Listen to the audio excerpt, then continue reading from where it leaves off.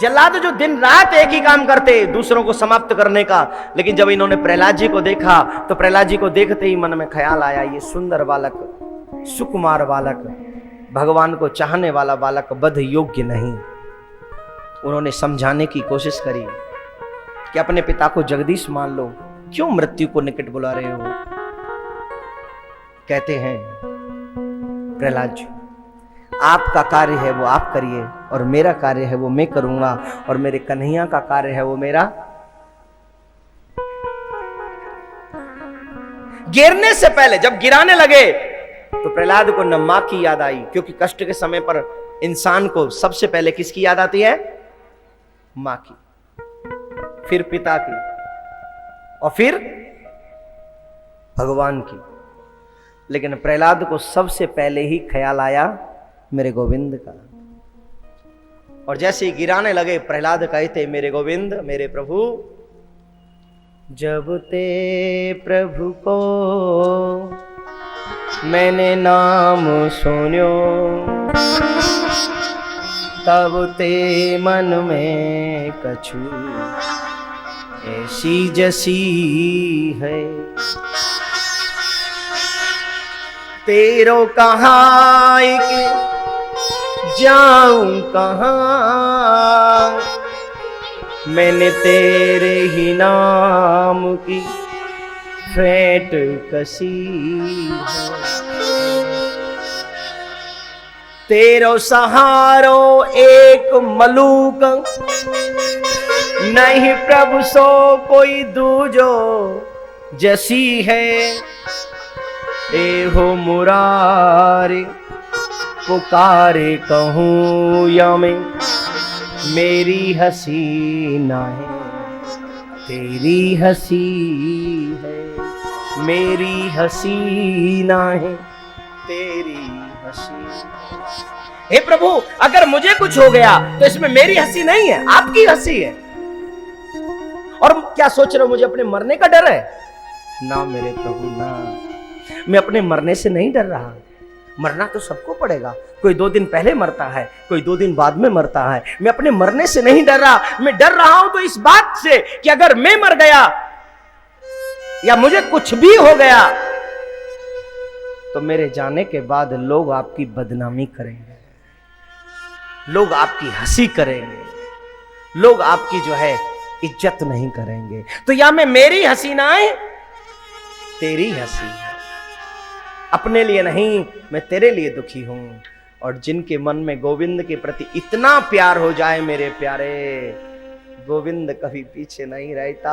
गोविंद उसे अपनी बाहों में ले लेता है, उसे अपनी गोद में ले लेता है। जैसे ही गिराया है प्रहलाद जी महाराज को, मेरे नारायण भगवान ने अपनी बाहों में ले लिया, अपनी गोद में ले लिया।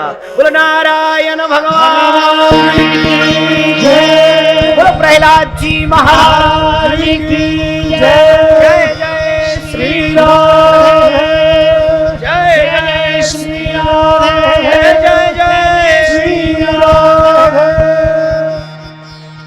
गोद में लिया, और जैसे ही नारायण ने गोद में लिया ना, नारायण ने आंखें मिलाई हैं प्रहलाद से, और प्रहलाद ने आंखें मिलाई हैं नारायण से। आंखों ही आंखों में बातें कर रहे हैं, पूछ रहे हैं, मेरे गोविंद तुझे कहीं चोट तो नहीं आई? प्रहलाद की आंखों से आंसू बहने लगा, मुंह से कुछ न निकला, आंखों ही आंखों में आंसुओं ने जवाब दिया, मेरे प्रभु, जिसकी रक्षा आप करें, जिसके साथ आप हो, उसे दुनिया का कोई भी व्यक्ति चोट नहीं पहुंचा सकता, कोई भी चोट नहीं पहुंचा सकता। जब आप मेरी रक्षा करेंगे तो मुझे क्या हो सकता है मेरे प्रभु? कुछ भी नहीं। प्रहलाद जी को अपने गले से लगा लिया। तेरे जैसे प्यारे भक्त मुझे बहुत प्रिय लगते हैं, बहुत प्रिय लगते हैं, बहुत प्रिय लगते हैं। बोलो राधे राधे राधे राधे। एक बार तो आना पड़ेगा, इस सुख को पाना है तो एक बार उसकी शरण में जाना पड़ेगा। जब तक जाओगे नहीं तो मैं सुख नहीं मिलेगा। वैसे ही झूठ बोलते हो तुम कि भगवान आते नहीं। झूठ है ये बात। लोग कहते हैं भगवान आते नहीं, लेकिन द्रौपदी की तरह तुम बुलाते नहीं। लोग कहते हैं भगवान खाते नहीं, पर सबरी की तरह तुम खिलाते। खिलाओ, खाएंगे, बुलाओ, आएंगे।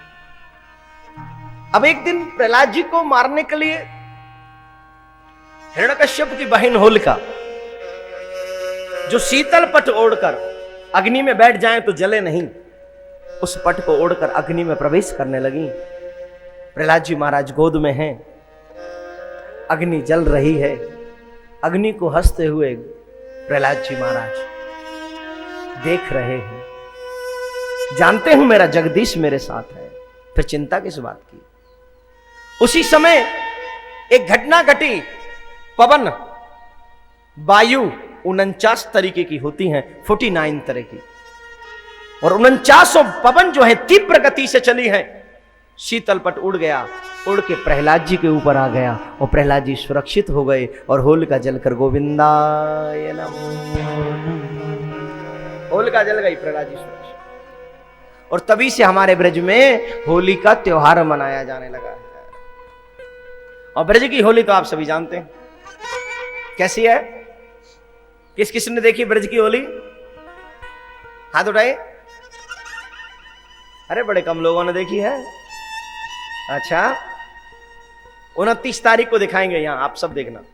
बोलो राधे राधे। राधे राधे। वो भी साधारण होली नहीं, ब्रज की लठमार होली। कौन सी? लठमार होली तो बरसाने की प्रसिद्ध होली है, हैं? तो मैं कब कह रहा हूं कि मैं यो आएगी, बरसाने की कह रहा हूं मैं। बोलो राधे राधे। राधे राधे। अरे नहीं कि जोर से बोलना पड़ेगा भैया। राधे राधे। तो बरसाने की लठमार होली। और देखिए ये बात सत्य है, आज भी हमारे ब्रज में होली का दहन होता है। और जैसे प्रहलाद जी अग्नि में से बिना जले वापस आ गए थे, वैसे ही आज भी एक पंडा जी, फॉरेन गांव की बात है, जो हमारे ब्रजवासी यहां बैठे सब जानते हैं, किसी को बताने की जरूरत नहीं। आज भी पंडा जी उस जलती हुई अग्नि में से निकल कर जाते हैं। और गजब की बात तो यह है, जलने की बात तो बहुत दूर है, एक बाल भी उनका जलता नहीं है। बोलो राधे राधे। ये चमत्कार ब्रज में ही हो सकते, कहीं और नहीं होते। और इसीलिए बार बार कहता हूं, कन्हैया की कथा हमेशा ब्रजवासी वक्ताओं से सुना करो। क्योंकि बाहर जो, मैं ये नहीं कह रहा कि कथा मत सुनो उनसे, मेरा मतलब सीधा सा एक छोटा सा अर्थ है कि भाई देखो कन्हैया ब्रजवासी थे। अब ये मत सोचना कि ठाकुर जी ब्रजवासी हैं इसलिए कहते कि ठाकुर जी ये चाहते हैं कि हमें ही बुलाया जाए। मैं ऐसा नहीं चाहता हूं। ब्रज में बहुत वक्ता हैं और मैंने तो अभी शुरुआत करी है। हमारे यहां तो एक से एक श्रेष्ठ श्रोता है, वक्ता एक से एक श्रेष्ठ है। तो मेरा निवेदन है आप सबसे, ब्रजवासी वक्ता का एक फायदा है, एक लाभ है। घर वाले कुछ ज्यादा अंदर की बात बता देते हैं, बाहर के आएंगे वो तो ऊपर ऊपर से ही दिखा जाते कि हाँ ये हो गया, ये हो गया, पूतना मार दी थी, कंस मार दिया था द्वारका में जाकर। अरे ये तो भैया सब जाने। अब लेकिन कन्हैया ने ब्रज में कहा करो यार, तो कोई ब्रजवासी बता सके। अब बाहर से कछु लोग हमें चीर घाट जाइए बता दे, वृंदावन में जरो चीर घाट बांध जाओ चीर। अब असली चीर घाट है तो कोई ब्रजवासी बता सके कि कहां है, बता सके कि नहीं। वैसे आमे तो वृंदावन में 6 बांके बिहारी हैं, लेकिन कोई ब्रजवासी आवे आपके संग में तो ही बता सके कि असली ब्रजवासी बांके बिहारी कौन सा है। बोलो राधे राधे। राधे राधे। तो भाई घर के बात कुछ ज्यादा जानते हैं, बाहर के दूर दूर से ले जाते हैं, तो इसलिए कम से कम कन्हैया की कथा तो किसी ब्रजवासी वक्ता से ही सुननी चाहिए। बोलो राधे राधे। राधे राधे। अब फिर कह दूं, ये मत सोचना कि मैं अपने लिए कह रहा हूं, मुझे मत बुलाना। अरे मैं तो कन्हैया के गीत अपने घर में भी बैठ के कर लूंगा और आस्था वालों को वहीं बुला लूंगा, भैया यहीं से दिखाते रहो। बोलो राधे राधे। राधे राधे। जोर से बोलना पड़ेगा। राधे राधे। तो अब ब्रज में लीलाएं होती हैं, ब्रजवासी जानते हैं। और ब्रज की होली तो सबसे प्रसिद्ध है। और ब्रज की होली ऐसी है प्यारे, जब एक बार होली शुरू हो जाए तो फिर उठवे को मन ना करे।